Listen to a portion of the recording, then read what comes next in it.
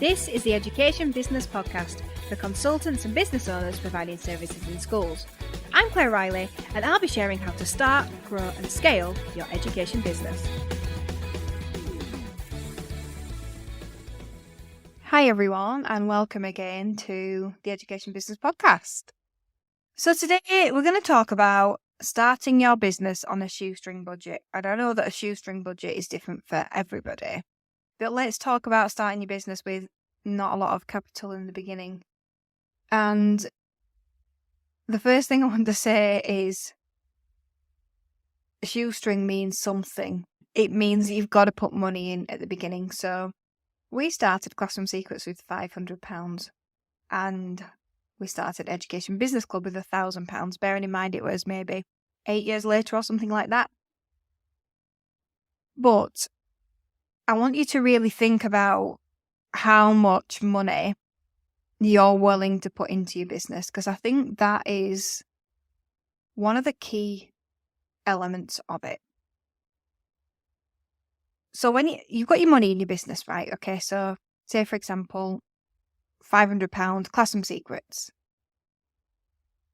What do you actually need at that point? What do you need to spend money on? That's a question to ask yourself. For us, we did everything ourselves pretty much. We had a website on WordPress. We did pay for hosting, but it was Ed's cousin, so we didn't actually pay that much for it. We wanted to do different things with the theme. That was difficult. We had to work with a theme that was there. Kind of just, we didn't. I think we might have paid a little bit for a theme actually, but then that was a one-off. And then Ed edited that theme based on the logo we had. We had no design experience at all. And I uploaded everything. We said that we wanted control over what was actually on the website.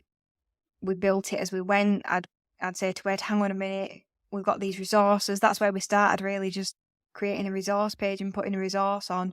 They were like, hang on, maybe we actually need a payment page. So Ed would build that out, and then we'd say, okay, maybe we need an about us page. This is the homepage of the theme, so we'll just have to stick with this. What's the best way we could possibly use this? Obviously, maybe not at that time, but now could absolutely find something that was more fit for purpose, because that was 10 years ago and membership sites weren't really a thing. There was one membership plugin on WordPress at the time. It's been discontinued kind of now, which is why we're building a new website. So you can do it yourself, but that took a lot of time. So what do you want? If I think back now, say we'd have put £4,000 of our own money in and we'd have got somebody to build us a website, would that have meant I'd have created the resources faster and launched faster?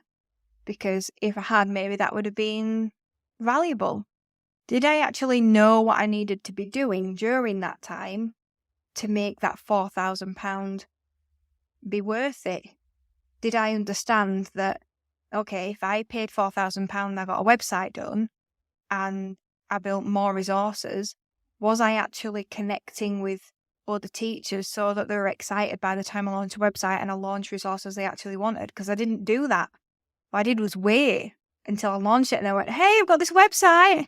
And I think, did we even have any subscribers on the first day? I think we did, I can't remember, but it wasn't a lot. And one of them was my friend who just tried to be nice. It's the same story for everybody. I didn't have a following.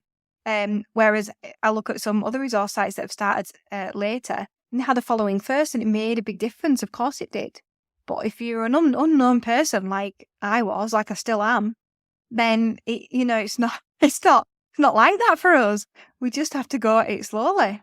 So it's about thinking about, what do I actually need to spend money on? I mean, I am somebody who loves, I have shiny object syndrome and I really like it if it's got all the features and it's really going to help me. But am I going to use them? It's about weighing up the time for money, I think. But one thing I do want to say is, yes, you can have a shoestring budget, and I don't know what that shoestring budget is. Maybe it's maybe it's £100, maybe it's £1,000. But there's something about putting your own money in. So with Education Business Club, I suppose the money we put into it to start felt different to the money we put into Classroom Secrets. Like it didn't feel the same because we're older and we've got different circumstances. And it's only recently when I really stepped out properly of Classroom Secrets and into Education Business Club where I'm in this phase, right, I have to make Education Business Club pay for all its own things. So for example, if I go to London, I go to a founders group and I go there to help me be better at Classroom Secrets. So Classroom Secrets pays for the train and the overnight accommodation.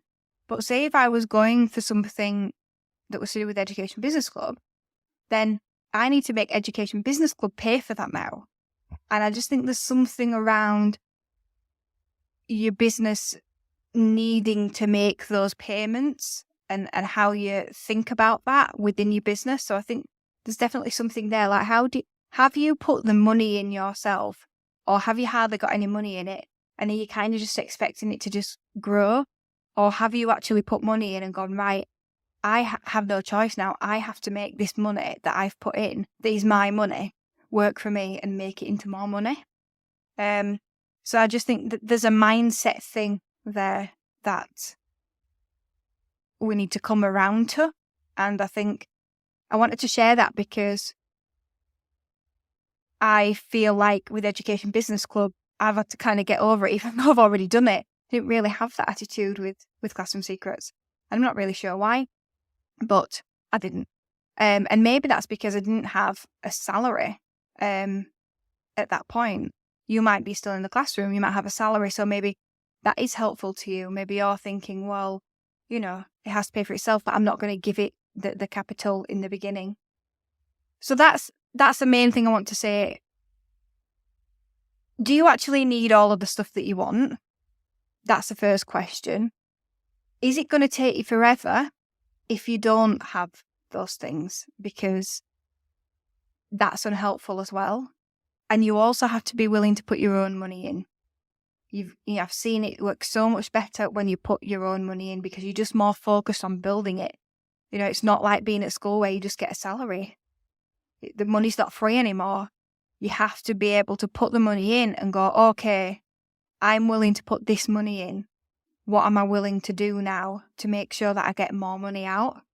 And sometimes I think the mindset of teaching butts against the mindset of business in that area, but it is your responsibility. You have to do it. You have to actually put the money in, even if it is a shoestring budget, even if it is 50 quid.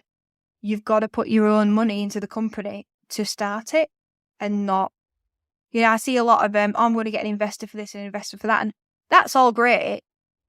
But if I were investing in your company, I'd think, what are you putting in? What are you putting in? So I don't know if that helps. Hopefully it does.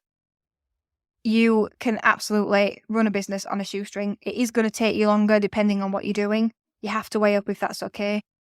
But one of the key things to making it work on a shoestring is to put your own money into it, even if it's not a lot, and really be thinking about how do I make this into more money? And then how do I make that into more money? And how do I make that into more money? Not oversubscribing on products that you don't need yet so that you can move forward. So that's that. And I can't believe I did another episode without notes. You can definitely tell, but it's better for me. So I don't know whether it's better for you. Hopefully it's better for you. But yeah, it's a more chatty experience, isn't it? But thank you so much for listening, and I will see you in the next episode. Thank you for listening to the Education Business Podcast. To get more information to grow your business, sign up at educationbusinessclub.co.uk.